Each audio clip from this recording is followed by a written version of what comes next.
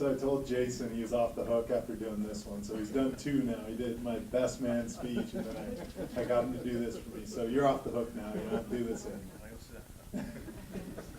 So when Krista let me know that I was going to be in the Hall of Fame, I was getting inducted, my first thought was, oh, geez, what am I going to do? I kind of have this aversion to being what I call Uncle Rico. I don't like talking about myself, so I thought, what am I going to do at a Hall of Fame speech? What am I going to talk about? I don't want to talk about throwing the football over the mountains or what I used to do in my glory days. So I thought I would talk about 3 categories of people that I'd really like to thank. The first one is really this set of people sitting at this table right here. And I want to start with my dad. My dad, I can't even tell you how much he's meant to me in my sports career in basketball. I knew I had a passion for basketball early on. But there were times where I'd get frustrated. Why isn't the coach see that I'm not playing? What's going on? I'm working my butt off. Why am I not getting my chance? And I remember my dad would take stats at some of our games when I'm talking like 3rd and 4th grade.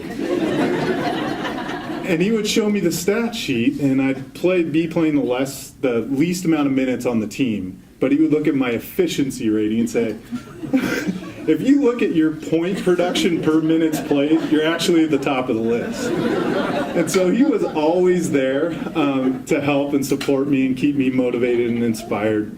Not to mention keeping the refs in check, like my brother mentioned. The next one, my mom, she was a pillar for me growing up and helped support me in everything I did. There were times in my life when we were doing training and figuring out how we'd get an edge in playing basketball. We had this thing that we got into with nutrition called the zone. So my mom would make all of my meals in the zone with the right amount of fat and protein to give me that extra amount of energy. And she just did everything that we needed to keep us going. So I appreciate that, Mom. The next, I'm just going to go around the circle here. My wife, Rebecca. The only regret I have is that I didn't meet you earlier. You support me and mean so much to me. And I can only imagine what it would have meant if you were around during my playing career. It could have been at least 4 or 5 more wins every year. And then over to my left, even further, my sister Jenny. So when you talk about my sparring partner during the summer, so I was playing basketball every day. If I didn't get shots up every day, I felt like I was a failure. I always was in the gym, and Jenny would always go to help me perfect my crossover. She never fell for it, but she helped me get better every day. So that's the first group of people I really wanted to thank, and you mean so much to me, and Jason as well. And Jason, I guess I did forget you. So talking about inspiration is growing up in Southern California, there are a lot of good basketball players down there, but my brother really grew up fast. So he was one of the best rebounders in Orange County. And so when he would start racking up his stats, it became real when you start seeing it on the news and the newspaper. And so I would wake up every morning and look at the newspaper and say, how many rebounds did he get last night? And he really inspired me from a work ethic and an athleticism standpoint. I never had the jumping ability that he did, but he really inspired me early on to pursue my passion in basketball. The second category I wanted to thank, Jay and Brian may appreciate this, but I tend as a person to internalize a lot. I've been known to have some chips on my shoulder every once in a while.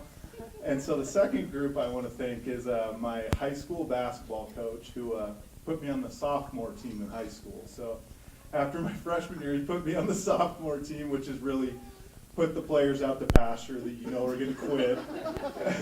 They're never going to be anything.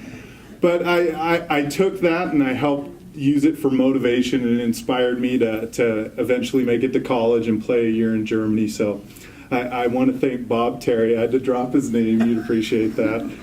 And that's really the second category I wanted to thank. And then I'm going to get to one last story here.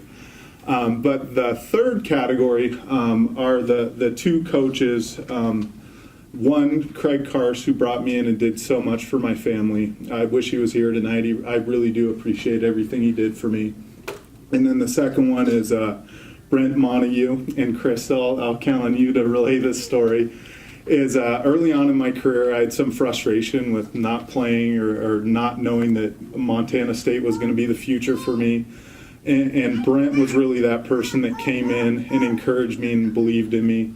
And without Brent around, I may not have been a 4-5 year person at Montana State Billings. So I just hope you can relay the message that Brent meant so much to me while I was here. Okay, so now to my last story that I'll tell. I have so many. We get on Facebook and different things, and I talk to the Australians that I played with when we were here all the time. We poke fun at each other about our road trips and all the things that we did.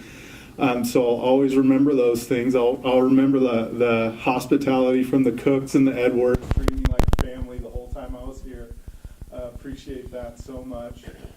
But one story I do want to tell before I get off the stage was one of the life lessons I learned while I was at Montana State. So there were so many things I learned here, but one of the biggest things was how to push myself over and beyond limits that I thought I had. So one of the things that we did early in the preseason was we did a lot of conditioning. So we put on the weight vests. Some people call them the weight belts. But we'd go, we do heavy ropes, we'd run on the field. But we do this airport hill run. So we get up early in the morning, 5, 6 in the morning, run up and down the airport hill. And so I'm a freshman coming in thinking that I'm going to really compete. I don't want to get last. I want to show my worth. And so I get up to the top of the hill. I realize, gosh, I'm in the middle of the pack. I might be able to finish at the top here and really impress some people. So I start running down. There's only a few people ahead of me. I see Skousen Harker. I have to drop his name as well because he was following his special strategy of sprint, walk. And I looked at Skousen and I said, don't you think there'd be some Olympic athletes that took this strategy if it was really going to work for you?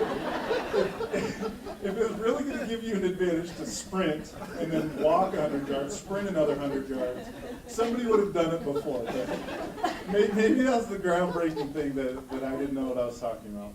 But anyways, towards the end, there's only a couple people ahead of me. I really started running my hardest. And a lot of times in life, or sports, whatever in general, you'll give up when things get tough.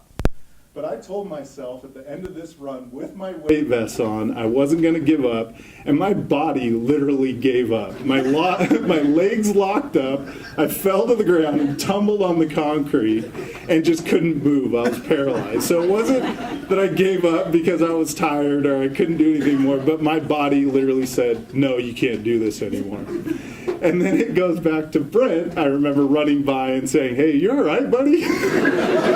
Nobody else even looked at me. They're like, what is this guy doing, crumpled up on the ground? And Brent stopped and made sure I was all right. So that was really the one story I wanted to tell. There's so many more that Jay and Brian and Jason have to put up with all the time. But I just wanted to say thank you for everybody for inducting me into this opportunity, and this school meant so much to me. I'm so happy I got to be a part of it.